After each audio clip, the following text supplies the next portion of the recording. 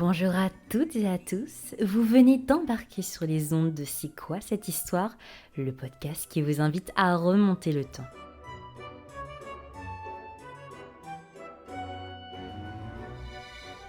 Bonjour à toutes et à tous, je suis ravie de vous accueillir dans ce premier épisode de C'est quoi cette histoire, aux côtés de Noémie. Bonjour Noémie, comment ça va ? Bonjour tout le monde, ça va très bien, merci. Alors nous avons choisi d'inaugurer ce podcast avec un sujet intrinsèquement lié au contexte actuel, à savoir la médecine.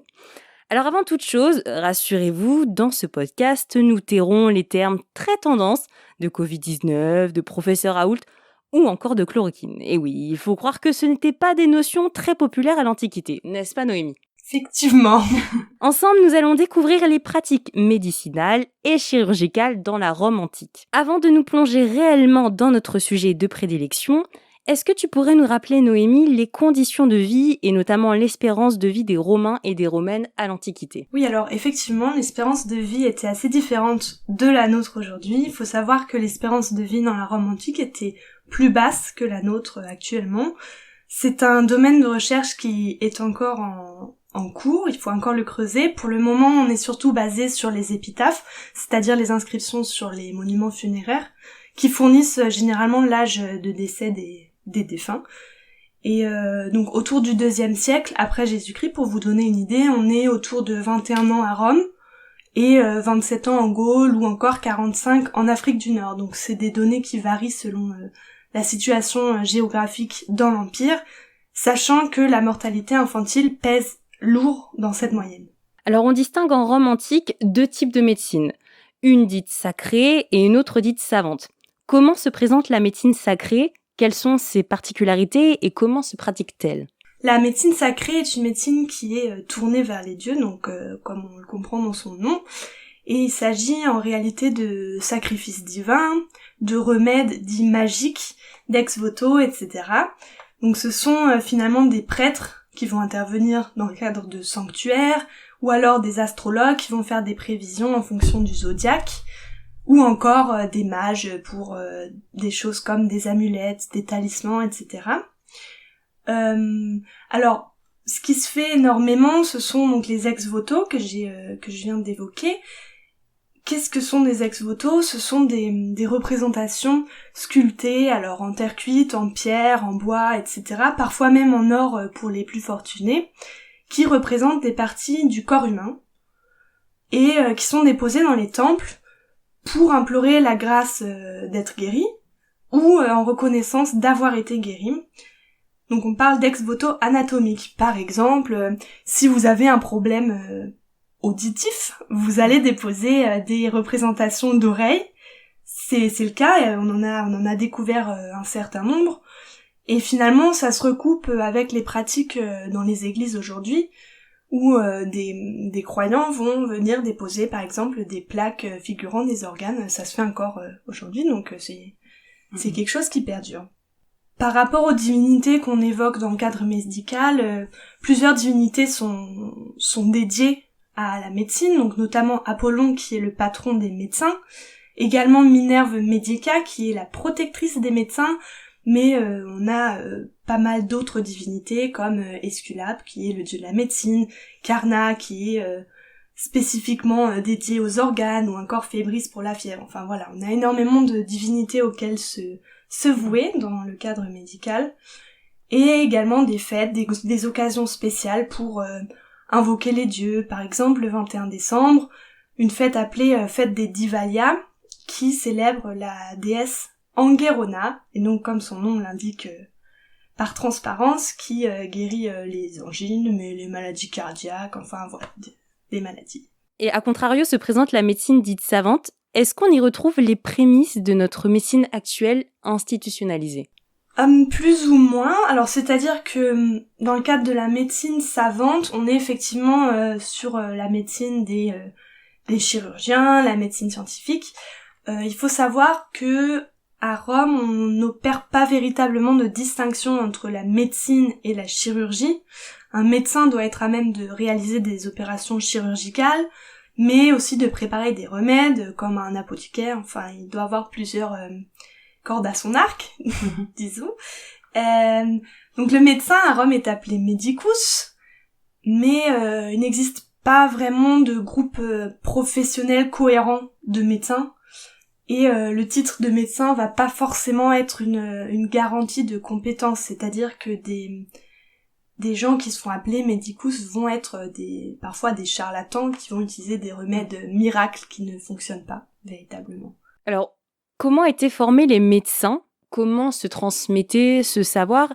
Est-ce qu'il fallait faire une année de passesse en fait ou quelque chose du genre ? Alors, concernant la formation médicale, c'est assez flou encore aujourd'hui, mais on a quand même certaines traces de formation. Alors, le père de la médecine n'est pas romain, il est grec, donc c'est Hippocrate de Cos, qu'on connaît par le serment d'Hippocrate, qui, alors au niveau de ses dates, il a vécu entre 460 et 370 avant Jésus-Christ, donc c'est ancien. Et la majeure partie des médecins qui se trouvent à Rome viennent de Grèce, à l'origine. La meilleure formation donc pour les médecins se joue donc en Grèce, donc à Alexandrie notamment, mais aussi en Orient, donc Pergame, Antioche, etc. Et on a quelques centres gallo-romains qui sont attestés par des inscriptions notamment, donc Lyon, Bordeaux, encore Marseille. Et à Rome, certains documents mentionnent ce qu'on appelle une scola medicorum, qui aurait pu se trouver sur l'Esquilin, donc l'Esquilin qui est une des 7 collines romaines, mais plutôt qu'une école, ce serait une académie finalement, et pas une école au sens moderne du terme comme on la connaît aujourd'hui. Et au IIe siècle après Jésus-Christ, on sait que Galien, qui est un auteur latin mais aussi un médecin, donnait des cours d'anatomie et de physiologie, mais plutôt dans le contexte d'un médecin à la mode qui donne des conférences et pas des véritables cours institutionnalisés. Et les véritables preuves d'un enseignement médical à Rome, on les trouve seulement autour des années 220, avec des bourses d'études qui sont aussi données pour des gens qui n'ont pas les moyens de se payer ces formations. Alors aujourd'hui, le métier de médecin est une profession prestigieuse, assez valorisée. Est-ce que c'était le cas en Rome antique ?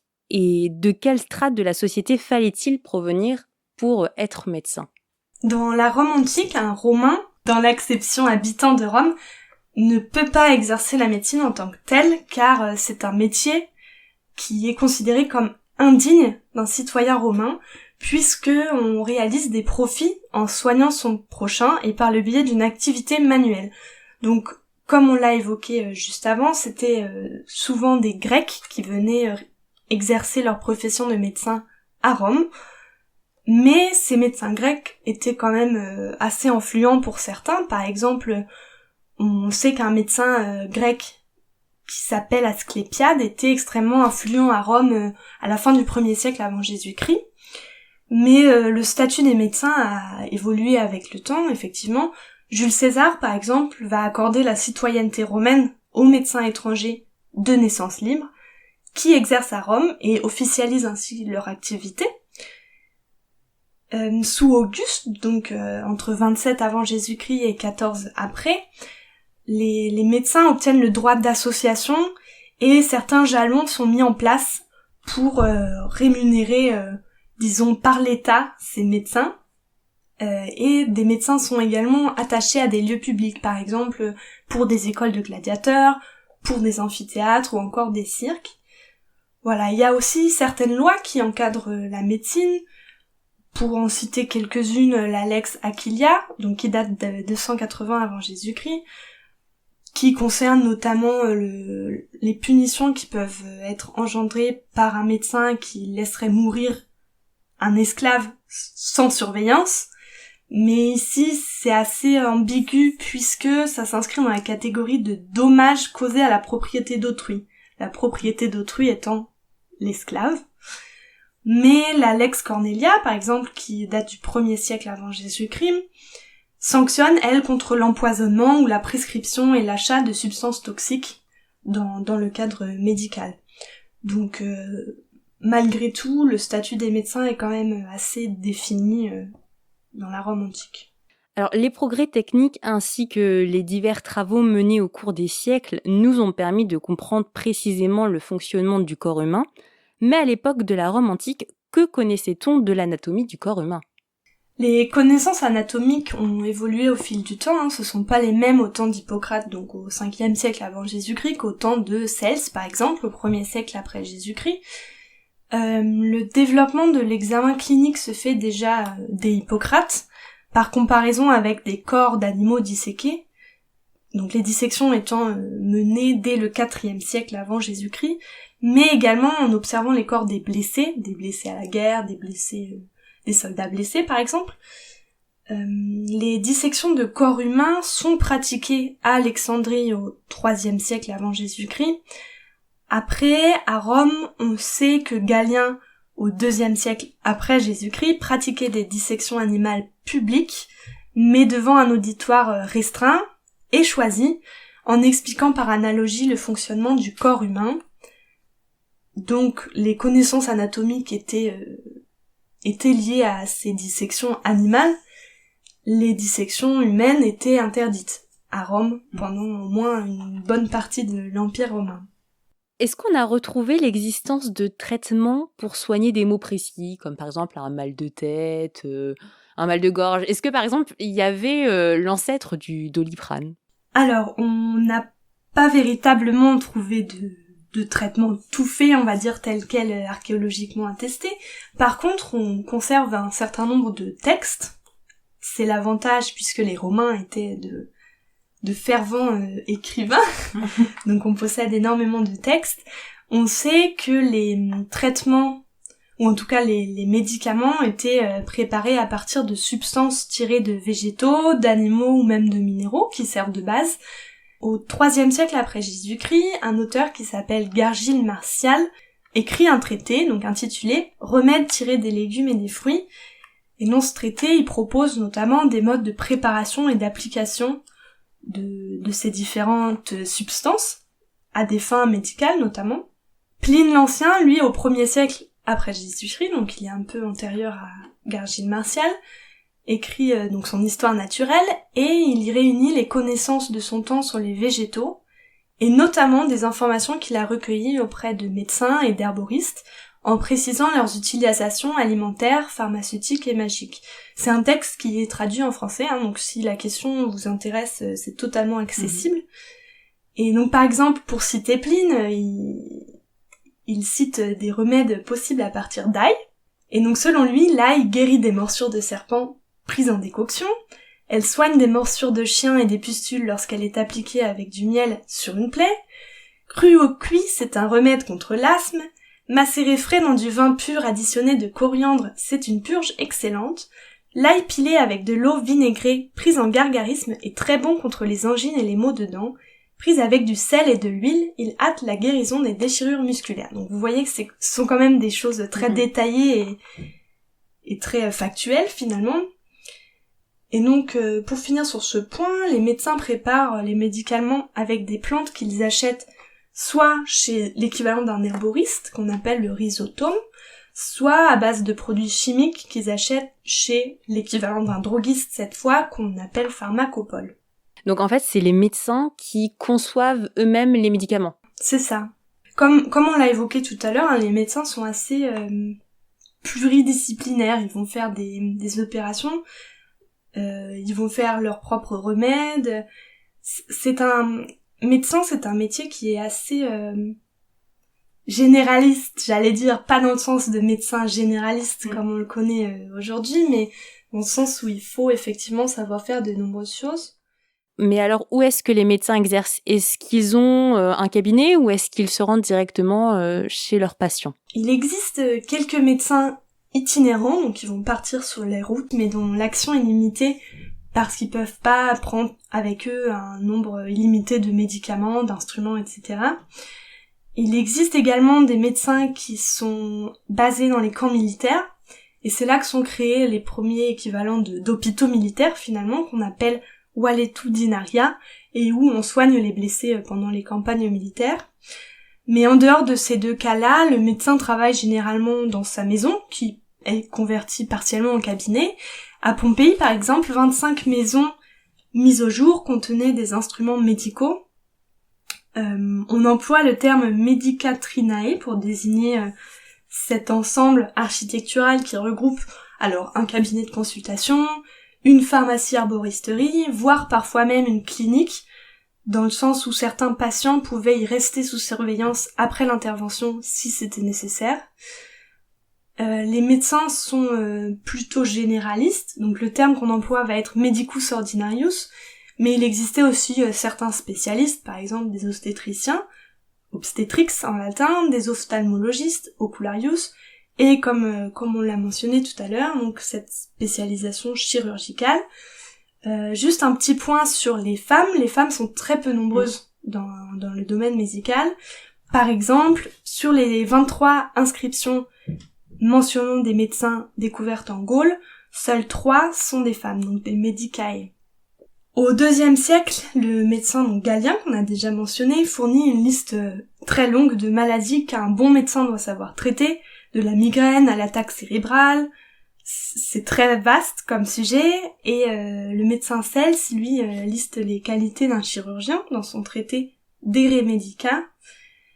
Et donc selon lui, un chirurgien doit être jeune, avoir une vue claire et une main à droite, ne pas trop se presser, etc. Donc je vais vous lire une petite citation que je trouve assez rigolote.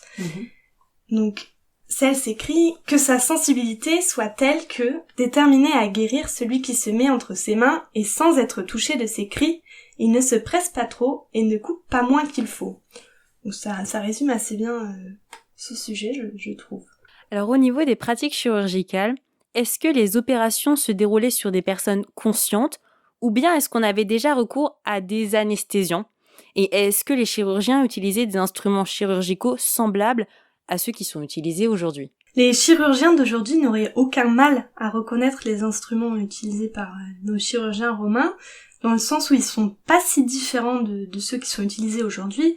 On a retrouvé notamment des bistouris, des lames de précision destinées à sectionner les muscles, des pinces pour les extractions dentaires, mais aussi des instruments pour recoudre des plaies, pour trépaner, donc pratiquer des opérations crâniennes. Donc c'est un panel très très vaste d'instruments chirurgicaux. La plupart sont en bronze, mais parfois aussi en fer, en os, voire en argent dans des rares cas. Et les chirurgiens présentaient des maquettes en cire des instruments qu'ils voulaient voir réalisés à des artisans qui étaient eux sans doute spécialisés, donc les instruments étaient véritablement fabriqués sur mesure.